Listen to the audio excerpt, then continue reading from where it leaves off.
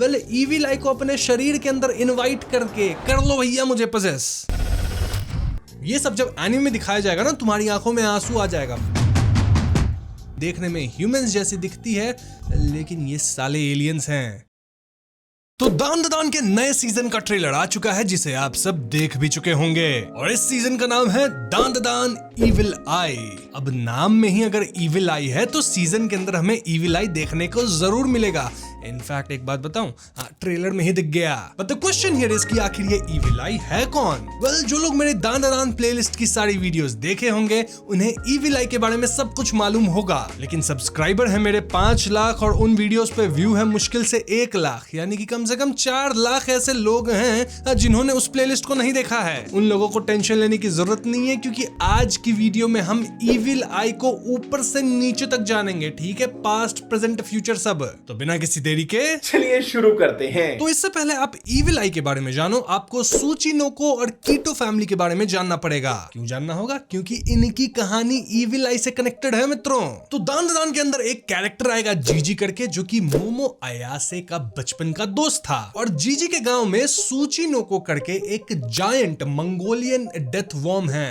Feudal period के दौरान ये मंगोलियन वॉर्म जो था वो एक्चुअली गांव के वोल्केनो में रहता था, और जो ये विलेजर्स थे वो इसे पूजते थे और सूचिनोको नाम इसे दिए थे। अब आप बोलोगे इसे पूजते क्यों थे? अरे भैया इसीलिए पूजते थे क्योंकि जब ये भूखा होता था तो ये तिलमिला जाता था, और जब ये तिलमिलाता था तो भैया वोल्केनो हो जाता था एक्टिव, और वोल्केनो एक्टिव होगा तो गांव के अंदर मैग्मा आएगा, गांव तबाह होगा। तो इसीलिए गांव को वोल्केनो के मैग्मा से बचाने के लिए यहाँ रिसाइड करने वाली कीटो फैमिली प्लान बनाती है कि भैया हम देंगे सैक्रिफाइस, बच्चों का सैक्रिफाइस दे देंगे, वोल्केनो के अंदर डालेंगे, सूचिनोको खाएगा और शांत रहेगा। अब ये जो घटिया नीच रिचुअल है ये इस फैमिली द्वारा 200 साल पहले शुरू किया गया था। वैसे मैं आपको यहाँ एक बात बता दूं कि भले ये कीटो फैमिली देखने में ह्यूमंस जैसी दिखती है लेकिन ये साले एलियंस हैं। इसके बारे में मैंने अपनी एक पिछली वीडियो में बात किया है, आप जाके मेरी दान दान की पूरी प्लेलिस्ट देख सकते हैं, लिंक कर दूंगा मैं डिस्क्रिप्शन में। यहाँ नहीं बात कर रहा, उसका रीजन ये है कि यहाँ हमारा फोकस रहेगा इविल आई पे।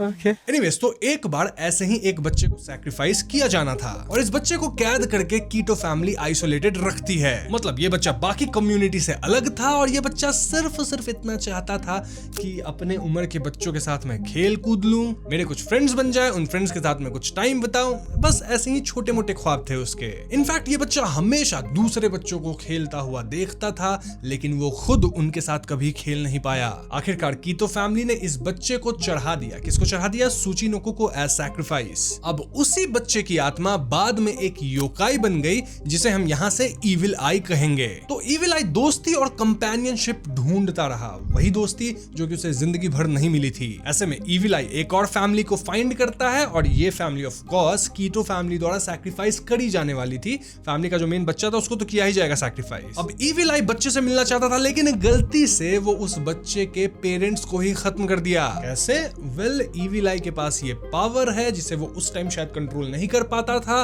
कि वो जहां भी जाएगा उसके आसपास के लोगों के अंदर एक गंदी फीलिंग आएगी कि वो अपने साथ कर लें। क्लियरली नहीं बोल सकता, ठीक है? ये यूट्यूब वाले मेरे को पटक के मारते हैं। खैर, तो इस इवेंट के बाद उस फैमिली में जो बच्चा था वो भी ऑफ कोर्स सैक्रिफाइस तो कर ही दिया गया। तो हम कह सकते हैं कि इविल आई इस सैक्रिफाइस होने वाली फैमिली को नहीं बचा पाया और तब से ही इविल आई के मन में एक क्रोध उत्पन्न हो गया और एक घिन भी आ गई ह्यूमंस को लेके कि भैया ह्यूमंस खराब होते हैं। लेकिन इविल आई कैसे, मैं तुम्हें बताऊं, वो ह्यूमंस नहीं एलियंस थे, गंदे लोग थे। ये सब जब एनीमे में दिखाया जाएगा ना तुम्हारी आंखों में आंसू आ जाएगा। पता है क्यों? क्योंकि दान दान इसके लिए फेमस है। याद है सीजन 1 का एपिसोड 7 एक्रोबैटिक सिल्की का पूरा पास जो था, आया था ना आंखों में आंसू? इसमें भी आएगा पक्का। अब ये तो थी इविल आई की हिस्ट्री, लेकिन अब हम प्रेजेंट में आते हैं जहां जीजी अपने पेरेंट्स के साथ वही कीटो फैमिली वाले घर को रेंट करता है। उसे पता नहीं था कि ये कीटो फैमिली जो है जीजी वगैरह को सैक्रिफाइस करने के लिए उन्हें ये घर दिए थे। अब इविल आई यहाँ जीजी के पेरेंट्स को भी समाप्त करने की कोशिश किया, वही अपने गंदे वाले पावर से। कौन सा गंदा पावर? अरे अभी जस्ट तो बताया कि जो भी इविल आई के आसपास होता है उसका मन करता है करने का। समझ रहे हो? नहीं समझ रहे हो तो अब इससे ज्यादा मैं बोल नहीं सकता, समझ जाओ।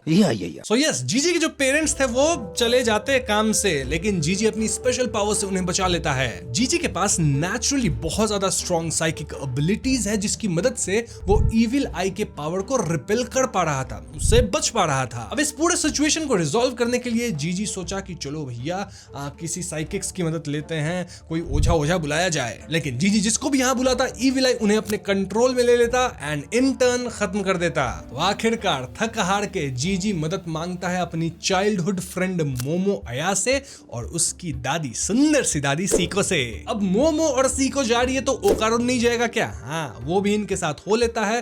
तो अब ये तीन लोग जाते हैं इविल आई से भिड़ने। तो यहाँ जब ये तीन लोग पहुंचते हैं तो काफी एक्शन होता है। सूचिनोको आता है, कीतो फैमिली आती है, इविल आई आती है एंड फाइनली इन्हें पता चल पाता है कि ये कीतो फैमिली कितने कुकर्म कर रहे हैं इस गांव के अंदर। अब यहाँ मैं आपको पूरी फाइट नहीं बता रहा, वो मांगा एक्सप्लेनेशन जब भी हम करेंगे तब बताएंगे, वरना वीडियो बहुत लंबी हो जाएगी। पूरी आर्क है, पूरी एनीमे उस पे होने वाली है, एक सीजन में तुम्हें एक वीडियो में बता दूं। No! बस इतना जानो कि एंड में इविल आई जीजी के साथ एक साइकिक लिंक एस्टैब्लिश कर लेता है, जिससे जीजी को इविल आई योकाई के बचपन का सच पता चलता है। दर्द से भरपूर जीजी इविल आई के ओरिजिनल केज तक गया, जो जमीन की गहराइयों में था, और उसे अपना दोस्त बनाने के लिए मान गया। कैसे माना? वेल, इविल आई को अपने शरीर के अंदर इनवाइट करके, कर लो भैया मुझे पजेस।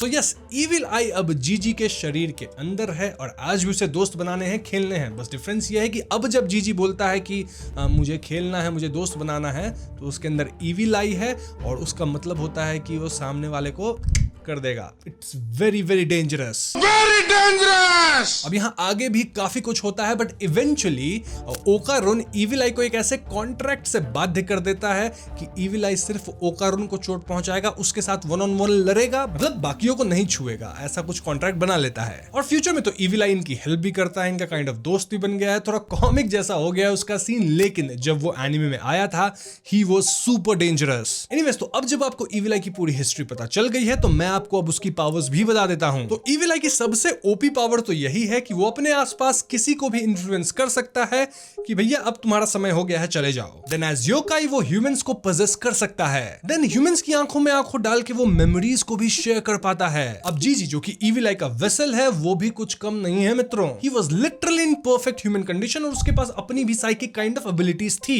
इनफैक्ट जीजी अब इविल आई को कंट्रोल करना भी सीख पा रहा है, वरना कैसे भी आ जाता है। अब क्योंकि जीजी एज अ वेसल भी इतना स्ट्रॉन्ग है और इविल आई अपने आप में एक स्ट्रॉन्ग योकाई है, तो इनका जो कॉम्बिनेशन बना है वो बहुत ज्यादा स्ट्रॉन्ग है। और इसके पास बहुत ज्यादा स्पीड है, स्ट्रेंथ है, एबिलिटीज है, मतलब इतना ज्यादा स्पीड एंड स्ट्रेंथ है कि भैया ओकारुन को स्पेशली ट्रेन करके आना पड़ा था ताकि वो इविल आई से लड़ सके। वैसे ये स्पीड, स्ट्रेंथ और ड्यूरेबिलिटी सबके पास होती है, राइट? सबकी होती है, सबकी नहीं होती।